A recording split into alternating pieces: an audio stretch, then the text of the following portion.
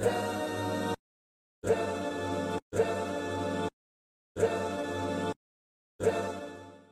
my mind, I never would have gotten the opportunity had I not demonstrated the values that my parents instilled in me. And they told me a few things. They said, keep God first in your life, stay humble so that he can use you. They told me that your name means something. Don't ever step on it. When you give someone your hand, make sure that you mean it. You mean it. Don't deny your birthright, for lack of a better term. You know, if I give you my hand and I give you my word, I've given you my word. I'm not going to change it. If I tell you that I'm going to do this, that, or the other, you can take that to the bank. That's how I live my life. And that's always served me well. Some of those customers that I served in those first 30 years with Continental saw that in me. Mr. Paterakis particularly saw it in me. And when he had an opportunity, or when he was looking to find a African-American, a brother to run a business with him, thought about me. Came totally out of the blue. That timid, are you ready to work for a living? That's a quote. That was the message on the phone call. Didn't make that up. That's what he said to me. I found out later that he was being compelled by McDonald's to find someone to run a bakery, to buy a bakery, to become a part of the supply chain, to get some diversification in the McDonald's supply chain system. But it could have been anybody. It didn't have to be me. We had some good leadership. Always there were some questions, obviously, when you have leaders who maybe don't agree with the way you do something. But the Urban League has always been pivotal in the greater Cleveland area. And I was very proud to be on that board and to contribute in whatever way possible towards making its endeavors successful. Business. Running a business is not like getting out of bed in the morning. I mean, there are challenges every day, different challenges every day.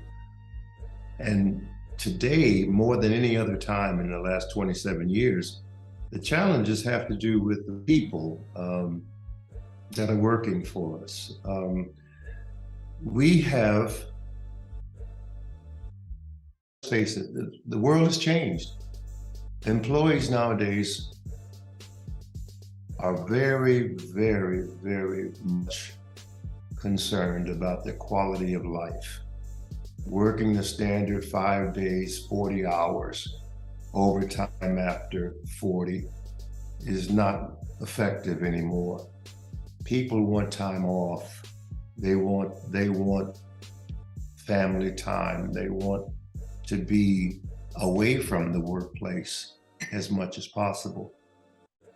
My problem is that I've got a business to run, and I've got to find a way to run it with the people that I have.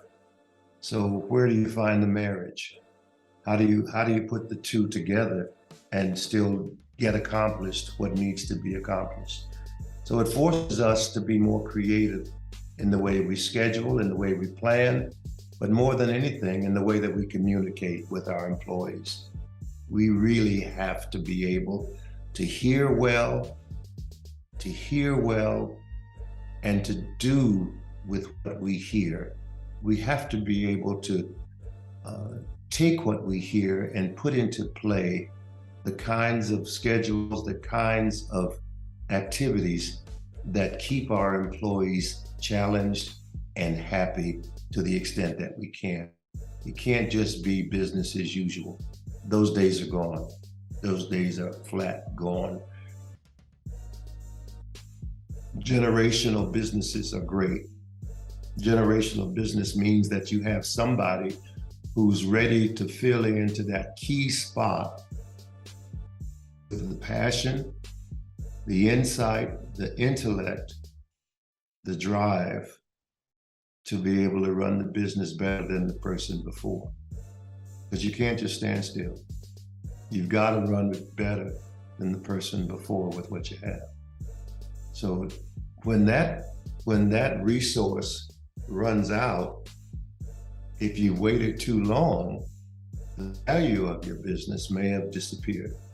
So what's the right time? What's the right time to say, okay, generationally speaking, can I help my family more by selling a part of the business or all of the business, or by keeping a part of the business or all of the business? Those questions are yet to be answered, but they're certainly ones that we think about a lot. I am so very blessed, so very blessed. I would tell you that the values that my parents gave me would serve anybody. Keep God first in your life, stay humble, and remember, you being Black won't sell the first product. It's not about your color that sells your products. It's about how good your products are, how good they're made, or how well they're marketed, or how well priced they are, how well they stack up against the competition. Not about your color, it's about how well you run your business. Don't ever forget that. If you run your business well, you could be purple and things would be fine. The end user ultimately wants what they want at the quality level they want it, at the prices they want it, when they want it. I don't think that'll ever change. Thank you. Dad, congratulations on being a recipient of the Business Legacy Award. I regret that I cannot be with you physically, but I had to take a moment to congratulate you. You've worked over 50 years in baking and the last 27 as an entrepreneur in our family business, New Horizons Baking Company. When I came on board 20 years ago, we had 185 employees, 2 facilities, and 3 production lines. Today, we have over 500 employees, 4 facilities, and 9 production lines. You are a true example of a servant leader. You've always put God first. You've invested in our business and in the people that support us. I am so grateful that you've given me the opportunity to learn from you and work by your side.